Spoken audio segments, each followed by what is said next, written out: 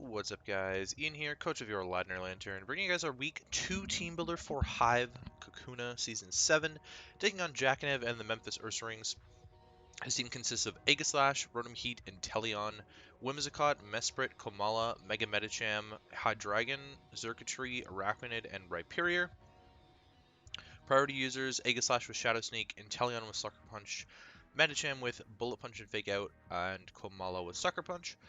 Hazard setting, he's got the Mesprit with rocks, Arachnid with webs, and Rhyperior with rocks.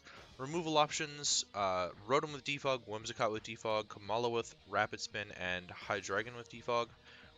4x weaknesses, Rotom to ground if I had a Mold Breaker Pokemon. Whimsicott to poison, Hydreigon to fairy, and Rhyperior to grass and water. So there's a lot of 4x weaknesses on this team.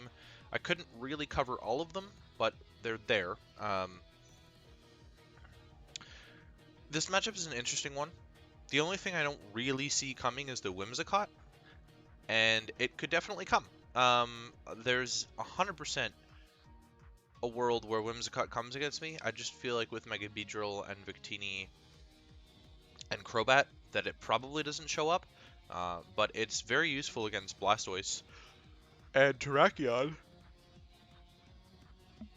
Excuse me. So it could definitely show up. I think Aegislash is 100% coming against me for Lele. I think Hydreigon seems likely as a way to break Victini. I think Medicham is 100% coming in Psychic Terrain. I'm not sure that it will bring priority. I'm not actually bringing Lele because I don't want to deal with that.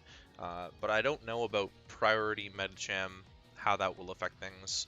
If he would actually even bring Bullet Punch because of Lele with Terrain, or if he would try and defog the terrain away himself. I don't know. Arachnid makes a lot of sense. It definitely makes a lot of sense against me. I have removal, right? Please tell me that I have defog on this. Okay, thank goodness. Yeah, this is my lead. Okay. Rhyperior also makes a lot of sense. It's a really good Victini check. It's a semi-decent Beedrill check. It's setup fodder for Blastoise, though. So, I would imagine it's going to have, like, Dragon Tail. Xurkitree could come as well. I don't have the best checks to Xurkitree. You know, it can still demolish me. With Energy Ball and Thunderbolt, it just kind of runs my team. Excuse me, except for Superior. And it's really hard to get a consistent Zerk sweep off against my team because I can outspeed it with a lot of stuff. So we'll see. Inteleon is actually the MVP of his team. It got a lot of kills last week, I guess. I mean, I guess it could come. Again, I've got a Lantern, so it's kind of playing mind games on my side and his side. If I'm going to be Water Absorb or Volt Absorb Lantern in this matchup, Water Absorb makes a lot of sense against Arachnid and Inteleon. Volt Absorb makes a lot of sense against Xurkitree. I mean, either way, I resist the Thunderbolt from Xurkitree, so I think Water Absorb would probably have been the play if I was bringing Lantern in the first place. There you go. I mean, it doesn't really matter because I'm not bringing it. Komala is annoying, but probably doesn't show here. I think he's got better options. Mesprit, same sort of thing. Again, Aegislash is 100% coming. Rotom Heat also makes a lot of sense as a U-turn resist, which otherwise wouldn't exist outside of Aegislash on this team. Mega Beedrill actually has a really good time, and that's sort of where I started my team, and it's going to be the last thing that we talk about. So first up on my side, I guess this weird Terrakion set. I'm like a bulky Terrakion. This is sort of supposed to be my Hydreigon switch-in, because I resist the Dark-type moves, and then he can kind of just spam Draco against me because I'm not bringing Lele. So in theory, this is the Hydra answer. That's about it. That's kind of the only reason I'm bringing this. I didn't have another good Hydra answer. Like, my defensive options on this team are pretty poor, and Hydra just got to like spam Dark Pulse against me if I didn't bring this, so it kind of had to come in my mind. Otherwise, Dark Pulse was pretty free. I mean, Lele takes it neutrally, but I can't outspeed it, so I would get two-shot in most cases. Unless I wanted to bring Scarf Victini, which by itself is a very difficult way to kill Hydreigon. So this is Terrakion. It's my rocker for the week, which is good. Sacred Sword to get through any defense boosts. I just didn't really want to lower my defenses with close combat. That's kind of the only reason that I'm running Sacred Sword. There's nothing that would really want to boost its own defense on this team, so I don't really have to worry about that. But it's more consistent than close combat because then I can still take hits afterwards. Just won't be enough damage output. Toxic, because Toxic is like great. It's an amazing move. And then Rock Slide for Rotom, Arachnid, whatever I may need to pick off with the other side of my dual stab. I am 100% hardwalled by Mega Jam, so keep that in mind. I'm outspeeding Hydreigon with this. Because I'm hardwalled by Mega Jam, there's no point in outspeeding it whatsoever, so I'm not going to stay in on that. I've got max HP and a little bit of Speed F. That's pretty much the Strakion set. Crobat is my lead Rocky Helmet Infiltrator set with Defog, Braver, Taunt, and Roost. If the Rotom leads, we'll see what he brings. But if the Arachnid is there and it's going to lead against me, then I'm leading this. You know, I don't think that Arachnid lead is the best idea in the world. Oh my god, I'm so sorry, I just woke up. But it would be a decent play against me to get up webs, so definitely not a bad strategy. I don't have U-turn, but I can taunt Rhyperior from setting up Rock Polish or Rocks on its own end. He's got like very few rockers and very few hazard setters, but there's a lot of stuff that could be taunted. Aegislash in particular is another one. I don't have U-turn to get out of there because I need a defog in this game. If webs do get up, then I need to get rid of them 100%. I'm running just enough speed to outspeed Mega Medicham with Jolly because I wanted a lot more bulk and I still wanted a little bit of attack. The attack is there for some reason. I built this and then forgot. I think the attack is to secure an Oko on Megacham. I think it's to secure an Oko on Megacham with that would be creeping Lele rather than speed tying Victini. I'm not sure though. I'm not sure. And then I've got some defense investment there to tank hits in the Arachnid a little bit better. But liquidation spam is going to be real, and I really do not want to deal with that. So we'll see if Crobat is the play against that. I don't know. Like this game could be like amazing for me, and my plan goes goes as I want it to, or it could be absolutely horrendous and I just get blown back 6-0. I wouldn't be surprised about either outcome, to be honest. Victini.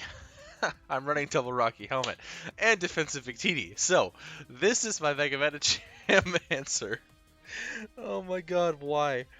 It's my only resist to dual stab to Mega Medicham on the team. Like, it's actually the only resist outside of Lele. But Victini has much better physical bulk than Lele. So I'm a Rocky Helmet set with U-turn, Psyshock, Shadow Ball, and Energy Ball. Energy Ball is there for the Rhyperior. That's like quite literally it. Psyshock hits a lot of stuff. Shadow Ball is there for the Mega Medicham and the Mesprit that I can also switch into. And then U-turn is there to pivot out on something like Hydra. But I would probably just go hard into Terrakion every single time. I may use... Excuse me. I may use U-turn to pivot out a lot of the time. I'm not entirely sure that Energy Ball is necessary here, but I think Rhyperior is a pretty solid switch into the Victini, and it's one of the things stopping my Beedrill. And also, if it's a Dragon Tail set, then I don't want to deal with that against Blastoise. So, he's actually got a lot of counterplay to Blastoise, unlike Leo last week, who had very little counterplay to Blastoise, and I just fucked it up. If I'm being honest, I won that game, and I threw it away by scouting for the Scarf on the Zeraora. But this game, Jack's actually got a lot of counterplay to smash Blastoise, so we'll see how much of it he uses. He's got Dragon Tail options on Rhyperior, he's got Thunder Wave on the Rotom. Obviously, King Shield Aegislash is something that he can do to gain a little bit of bulk back on himself. And just having webs up with Arachnid makes his life a lot easier because he could still outspeed Blastoise with something like a Scarf Hydreigon if webs are up. So we'll see how he handles that, but I am bringing Shell Smash Blastoise. It's basically a win con every single week, so unless people really prep for it, they're not going to be able to handle it. White Herb again with Smash, Scald, Ice Beam, and Rock Slide. I wanted Scald here over Surf like I had last time, because if I can't secure the Okos, then I want to get burns on things. Scald and Ice Beam is pretty much perfect coverage besides the fact that I'm not hitting like Aegislash super effectively, or like Mesprit or Metacham or Xurkitree, like I don't know, all of those super effectively. Inteleon's pretty frail, so I can't imagine that it wouldn't just die to a +2 Rock Slide. But the Rock Slide is there for the Araquanid, so he does have dual waters, of course.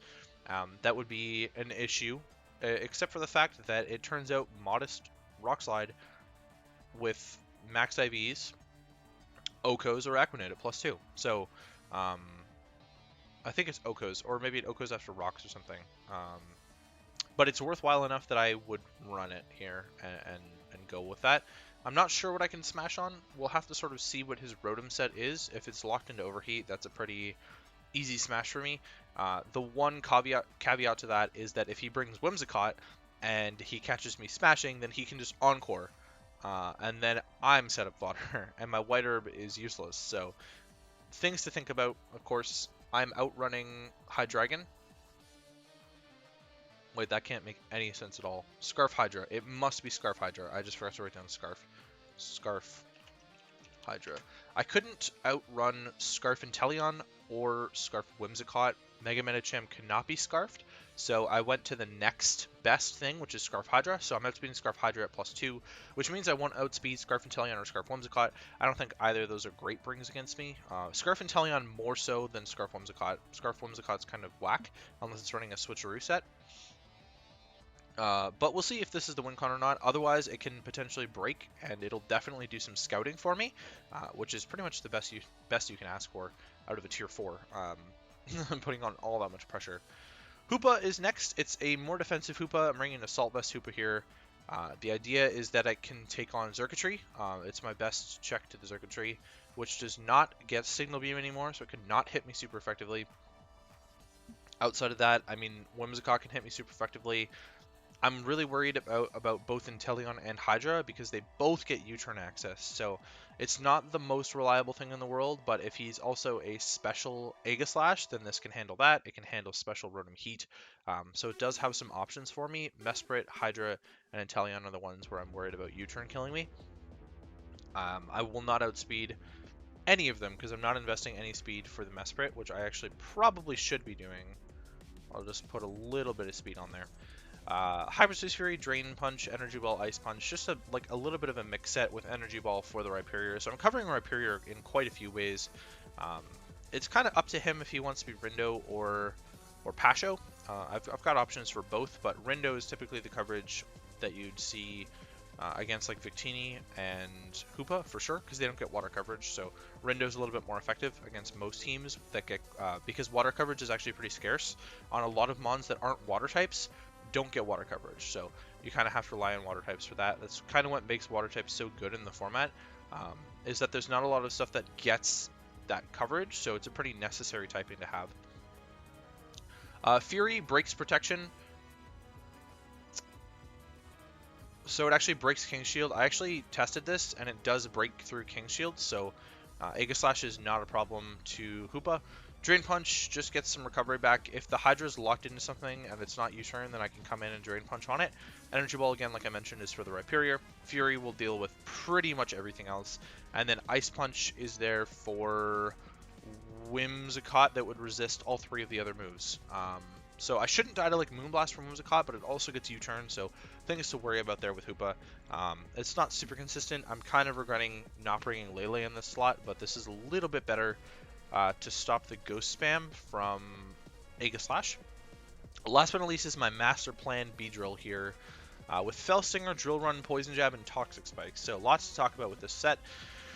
I'm adamant I'm outrunning Inteleon. So I am outrunning the Inteleon, which is the fastest thing he could bring. So I'm expecting Scarf Hydra to outspeed me for sure. Here's the thing. There's a lot of things I can Fell Stinger to death. Xurkitree, Kamala, Inteleon, Mesprit, Whimsicott potentially, Mega Medicham potentially, Araquanid potentially, Hydreigon potentially. That's 8 out of 11 mons that I could definitely Fell Stinger to death. And the other 3, one of them is Rhyperior, which I could actually because it doesn't resist Bug. But I do have Drill Run. Solid Rock's a thing too, I guess. Drill Run is there for the Aegislash, and Poison Jab pretty much is there for the Rotom, but at +3, Poison Jab is very spammable against everything that I just mentioned that I could Fellstinger as well is not immune or resistant to poison, and most of them take super effective damage from poison. So, or sorry, some of them take super effective damage from poison, i.e. Whimsicott. The caveat to all of this is that Aegislash can just King Shield. If I do get the Fellstinger boost, which I think looks fairly easy, if I can chip something down or like chip the Mega Cham down, it doesn't have priority, and I can just sack my Victini to it, I get the Fellstinger boost, and I just run rampant because I'm faster than everything. Again, the caveat to this is that Aegislash Drill Run is a contact move, and so Aegislash can get King Shield off on me, and I'll be -1 attack. I've got T-Spikes to play around that. So I realized, I was like, shit, I don't have a last move, and Aegislash seems like I just can't play around it. Like, there's just no room for me to play around it. So I was debating U-Turn, and just like going with U-Turn, getting some momentum back as well, which I really only had on Victini because I had to take it off of Crobat. And then I realized that is always in his favor because I'm not running Swords Dance with Fellstinger, so there's no way for him, like there's no way for me to counterplay that, except if I have Toxic Spikes, which sort of gives me a twofold advantage here because it'll give me chip on things. I can set up Toxic Spikes on the turn where I think he's going to King Shield, and yeah, it's a 50-50, but now it's a 50-50 where I actually have an option in case he does King Shield. So there's definitely some mind games involved with that, of course, but T-Spikes is mainly there for an option when the Aegislash is going to kick, when I think the Aegislash is going to click King Shield, and really it's not the end of the world if I only get up T-Spikes and die, but this definitely is my planned win condition. So yeah, that is that for the team that I'm bringing. In terms of what I'm not bringing, Lele, Aegislash is a really good check to it, and I didn't want him to abuse my own Psychic Training against me, but Lele does look very strong in this matchup, so I may or may not regret that. If I do make playoffs, maybe Lele comes. Semi-doubting that I would make playoffs at this point, but Serp wasn't terrible. I thought about bringing Scarf Glare Serp. Big thing is that it let in Aegislash for free, and I'm scared about setup Aegislash for sure. Duraludon, just not the matchup for it this time. Lots of special attackers that it can't wall. It would be fairly decent at walling Araquanid, but outside of that, I mean, Mega Cham hits it super effectively with High Jump Kick. It doesn't... There's a lot of special attackers is the issue that I have with Duraludon this week. His team is primarily special attackers, and then the Mega Medicham and Aegislash and Rhyperior. So Duraludon just cannot stack up against special offense, and so it's not coming. Mudsdale was an option. It stops like Rotom from Volt Switching, Xurkitree from doing anything besides Energy Ball. I know it's going to have Energy Ball coverage anyways, so what's the point in Mudsdale? Like, Banded Mudsdale's not half bad here either. Again, kind of lets the Araquanid come in. I thought about Rest Talk Mudsdale with like Body Press.